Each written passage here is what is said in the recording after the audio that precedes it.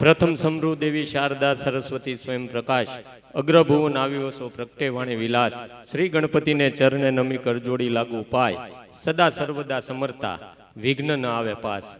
ગણપતિને આજના દિવસે પ્રાર્થના કરી અને સૌ પ્રથમ અહીંયા મારો અને સંજયનો જેમણે હાથ પકડી અને અમારા મિત્રો પણ પત્રકારો બધા જ મારા મિત્રો કોલેજ કાળના મિત્રો બેઠા છે કે અમારા બધાનો હાથ પકડી અને અમને અહીંયા સુધી લઈ આવ્યા છે એવા બે ગુરુશ્રી મહેશભાઈ ગઢવી અને રવિયા સાહેબ, ગિરિબાપુ, મુખ્ય મહેમાન, ગામના સરપંચ, આ બધા ઉપસ્થિત છે।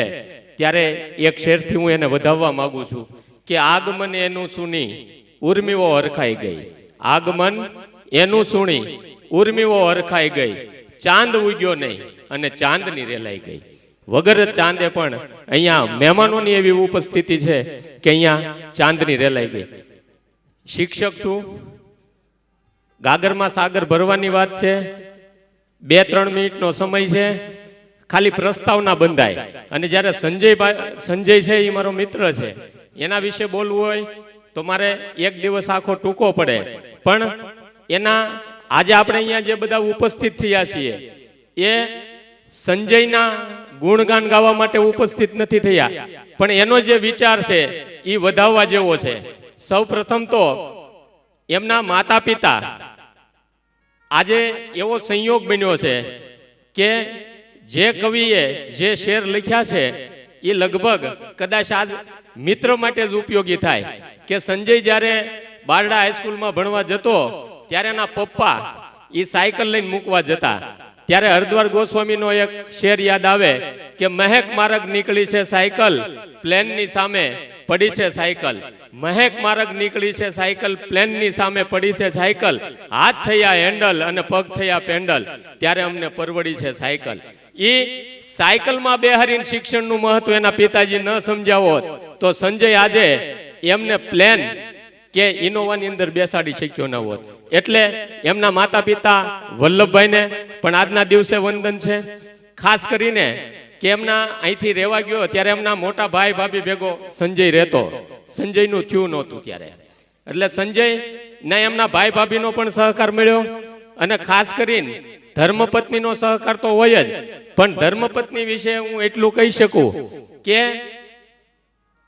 એમના પત્ની છે એ કદાચ શ્રીમંત હશે, સંજય પાસે કશું જ નહોતું, પણ એમ છતાંય સંજય છે એ શ્રીમંત નહોતો, એમના ધર્મપત્ની પણ શ્રીમંત નહોતા, પણ આ બે જણાની મહેનત એવી રંગ લાવી છે કે એના છોકરાને બધા ગર્ભ શ્રીમંત કહે।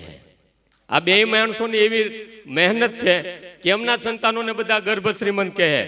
હવે કૃષ્ણગઢે સંજયને શું આપ્યું તો કે સંજય જ્યારે ભણતો ત્યારે વાહનની વ્યવસ્થા નહોતી, શિક્ષણની વ્યવસ્થા નહોતી, કોઈ પણ પ્રકારની વ્યવસ્થા નહોતી, અને એ જે કમાણો છે એને જે કમાણી કરી છે એ તો કર્ણાવતીની અંદર કરી છે, એનો લાભ છે એ કૃષ્ણગઢને મળે છે। તો આવું શા માટે?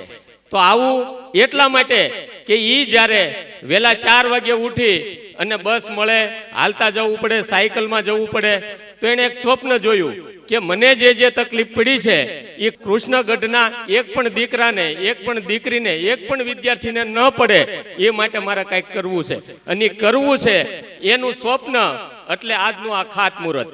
આ ખાતમુહૂર્ત છે એ ગામનું ખાતમુહૂર્ત નથી, ગામની માળખાકીય આંતર સુવિધાનું ખાતમુહૂર્ત નથી, આ ખાતમુહૂર્ત છે એ સંજયના એક આદર્શ વિચારનું છે, આ ખાતમુહૂર્ત છે એક સંજયની પ્રેરણાનું ખાતમુહૂર્ત છે, આ ખાતમુહૂર્ત છે એ સત્ય, પ્રેમ અને કરુણાનું ખાતમુહૂર્ત છે, આ ખાતમુહૂર્ત છે એ સ્વાસ્થ્યનું છે, આ ખાતમુહૂર્ત છે એ સ્વચ્છતાનું ખાતમુહૂર્ત છે।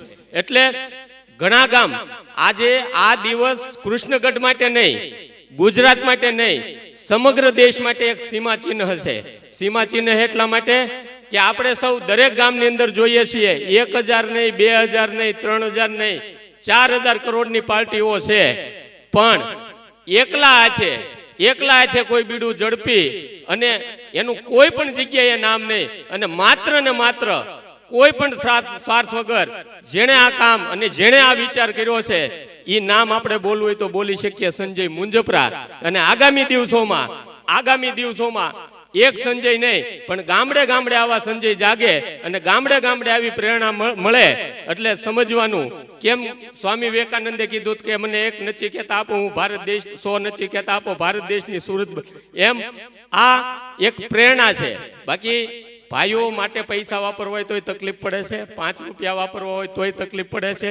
અહીંયા એને જે કામ કરી બતાવ્યું છે એ ખરેખર એનો વિચાર છે એ એકદમ ઉત્તમ કક્ષાનો છે. અને એના માટે મારે ગાગરમાં સાગર ભરવો હોય ને 2 મિનિટમાં એના માટે કેવું હોય તો એક કવિતાના સ્વરૂપમાં હું કહી શકું. મને હરદ્વારે કીધું છે કે તે કવિતા નહીં લખીને સાહિત્યની બહુ મોટી સેવા કરી છે, પણ એમ છતાંય મારે જરૂર પડે ત્યારે હું ક્યારેક લખી નાખું છું. તો સંજયની આ કવિતા છે એ ખરેખર એના એક એક શબ્દો છે એ મેં દિલથી અનુભવ્યો છે, દિલથી માણ્યો છે. મેની એક વખત આંગળી પકડી હતી, હવે મારો કાયમને માટે હાથ પકડે છે. ત્યારે રાતે 2 વાગે લખાણી છે એટલે કદાચ નિંદ્રામાં લખાણી છે, પણ તમારે જાગી જવા જેવી આ કવિતા છે. કે અભાવમાં તું જીવ્યો છે, અભાવમાં કાંઈ હતું જ નહીં, અભાવમાં તું જીવો છે, સ્વભાવથી તું મહેક્યો છે. અભાવમાં તું જીવો છે, સ્વભાવથી તું મહેક્યો છે. કૃષ્ણગઢના આ કર્મયોગી, કૃષ્ણગઢનો આ કર્મયોગી રાષ્ટ્ર તરે વિસ્તર્યો છે. પૈસાના જોરે કેટલા આથમી ગયા. ગઢવી સાહેબ, પૈસાના જોરે કેટલા આથમી ગયા. આકાશની આ અવની પર સૂરજ બનીને તું ઉગ્યો છે. સ્વાધ્યાયના રંગે તું રંગાયો, સ્વાધ્યાયના રંગે તું રંગાયો. સંસ્કારના આ વિચારથી તું જળહળ્યો છે. જીવન મરણની આ વેદી પર, જીવન મરણની આ વેદી પર મોક્ષ ગતિને તું પામ્યો છે. કેટલી સંસ્થાઓ રોશન થઈ છે તારા નામ પર, કેટલી સંસ્થાઓ રોશન થઈ છે તારા નામ પર. આ પ્રેરણા સૌને આપવા કૃષ્ણગઢને તું મળ્યો છે. શ્યામધામ બધું જ તારું, શ્યામધામ બધું જ તારું, છતાં તારું કઈ નહીં. એટલે જ તું કોહિનૂરની માફક ચમક્યો છે. તું માત્ર કુળનો જ નહીં, તું માત્ર કુળનો જ નહીં, ગામ આખાનો દીપક થયો. તું માત્ર કુળનો જ નહીં, આખા ગામનો દીપક થયો. એટલે જ તને સમાજે, સૌ સમાજે સ્વીકાર્યો છે. અભાવમાં તું જીવો છે અને સ્વભાવથી તું મહેક્યો છે. માતૃભૂમિનું ઋણ એમનેમ નથી ચૂકવી શકાતું સંજય. માતૃભૂમિનું ઋણ એમનેમ નથી ચૂકવી શકાતું સંજય. તું આજ એવી માતાના ખોળે અવતર્યો છે. અભાવમાં તું જીવો છે, સ્વભાવમાં તું મહેક્યો છે.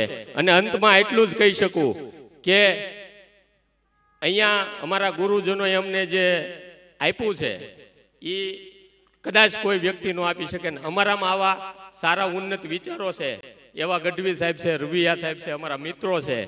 તો સંજય વિશે અમારે, મારા આખી ટીમ વતી, અમારા ગુરુજનો વતી મારે કેવું હોય તો એક જ શબ્દોમાં એટલું હું કહી શકું કે અમારી વચ્ચે સંબંધ નથી લોહીના, અમારી વચ્ચે સંબંધ નથી લોહીના, પણ અમારી જેવા સંબંધ નથી કોઈના. અસ્તુ.